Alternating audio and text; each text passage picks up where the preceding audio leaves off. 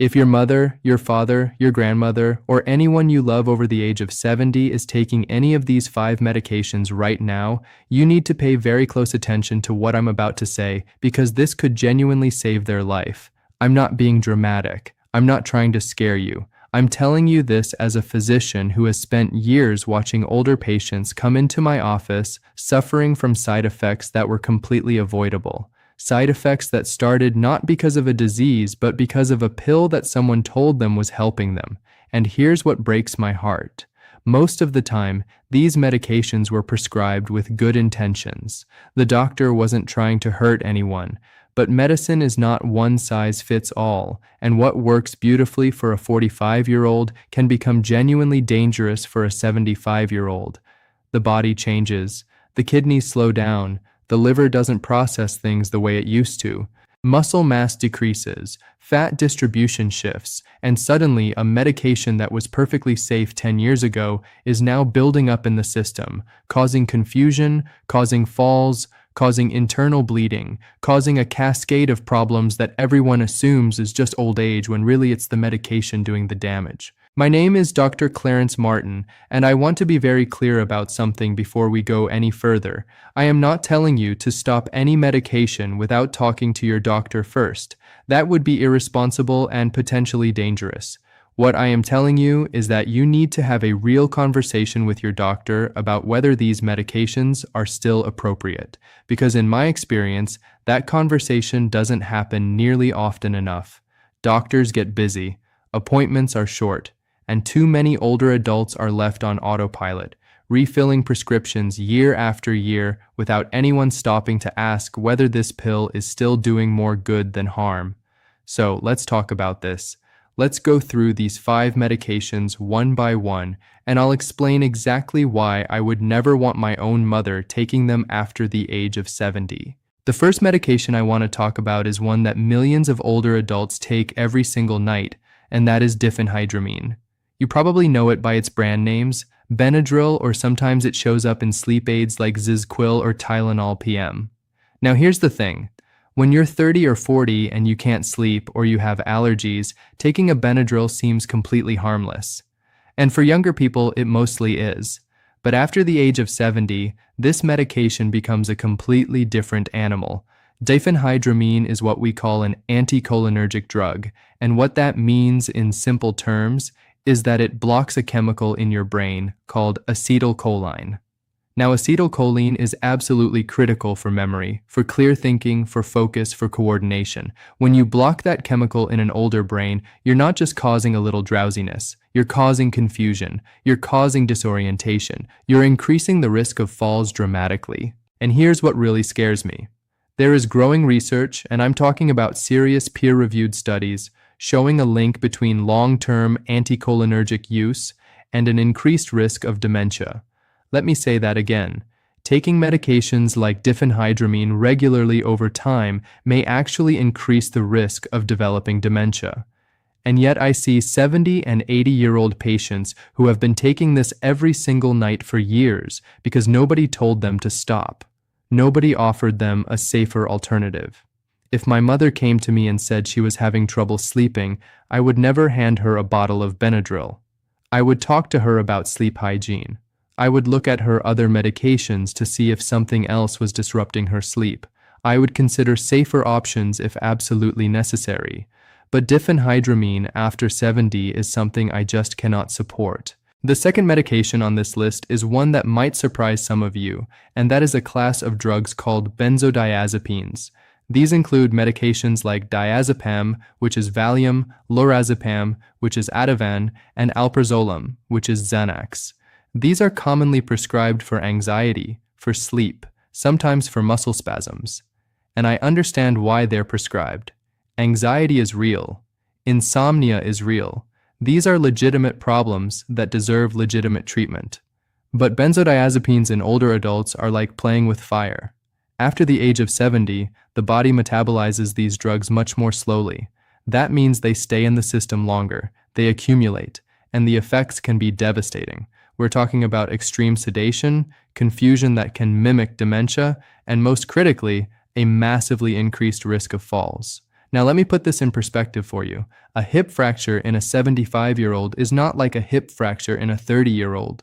For an older adult, a hip fracture can be a life-ending event. The statistics are genuinely frightening. A significant percentage of older adults who suffer a hip fracture do not survive the following year. And one of the biggest contributing factors to falls in older adults is medication, specifically sedating medications like benzodiazepines. I've seen it happen too many times. A patient is put on a low dose of Ativan for anxiety. They get up in the middle of the night to use the bathroom. They're groggy, they're unsteady, they fall, they break a hip, and everything changes from that moment forward. If my mother were dealing with anxiety, I would explore every other option before I would ever let her take a benzodiazepine. Cognitive behavioral therapy, lifestyle modifications, other medication classes that don't carry the same fall risk. There are options, and they need to be explored. The third medication I want to discuss is a category of drugs called proton pump inhibitors, or PPIs. You know these as omeprazole, which is Prilosec, esomeprazole, which is Nexium, lansoprazole, which is Prevacid. These are the acid reflux medications, and they are everywhere. They're over the counter, they're cheap, they're effective at reducing stomach acid, and because of that, people start taking them and they just never stop. I have patients who have been on omeprazole for 10, 15, even 20 years, and for a long time, we thought these were basically harmless. But the research over the past several years has changed that picture significantly. Long-term PPI use in older adults has been associated with an increased risk of bone fractures, and the reason makes sense when you think about it. You need stomach acid to absorb calcium properly. If you're suppressing acid production for years, you're impairing calcium absorption, and that means weaker bones. In a population that's already at high risk for osteoporosis, that's a serious concern, but it doesn't stop there. Long-term PPI use has also been linked to kidney problems, including chronic kidney disease. It's been linked to an increased risk of certain infections, particularly a very dangerous gut infection called C. difficile, which can be life-threatening in older adults. And there's even some emerging research suggesting a possible link to cognitive decline, although that research is still in its earlier stages. The point is this: PPIs were never meant to be taken forever. They were designed for short-term use, typically 4 to 8 weeks. But because they're available over the counter, and because they work well for symptom relief, people just keep taking them indefinitely. If my mother had been on a PPI for years, I would work with her doctor to develop a plan to taper off safely, because stopping abruptly can cause a rebound effect where acid production surges. It needs to be done carefully and gradually, but it needs to be done.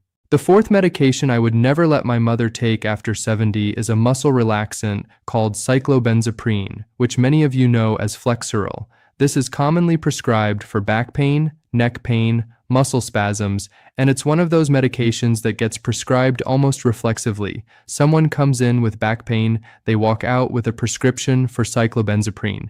And in younger patients, fine, it might cause some drowsiness, but it's generally manageable. In older adults, though, this drug is problematic on multiple levels. First, it's highly sedating. We're talking about significant drowsiness, dizziness, impaired coordination. Again, fall risk goes through the roof.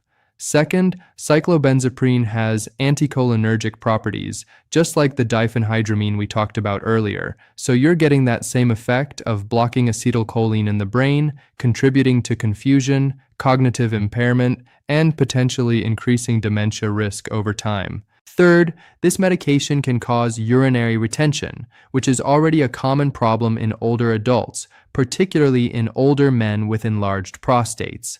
And fourth, the evidence that muscle relaxants actually provide meaningful long-term benefit for chronic pain is really quite weak. The studies show modest short-term benefit at best. So you have a medication that carries significant risks in older adults and provides marginal benefit. That math just doesn't work for me. If my mother had muscle pain or back pain, I would look at physical therapy, gentle exercise, topical treatments, heat therapy, and other approaches that don't come with a laundry list of dangerous side effects. The fifth and final medication on this list is one that many of you might not expect, and it's a medication that is often considered routine, and that is a class of drugs called sulfonylureas for type 2 diabetes. These include medications like glipizide, glyburide, and glympyride. Now let me be very clear. Managing blood sugar in an older adult with diabetes is important. I am not saying that diabetes doesn't need to be treated.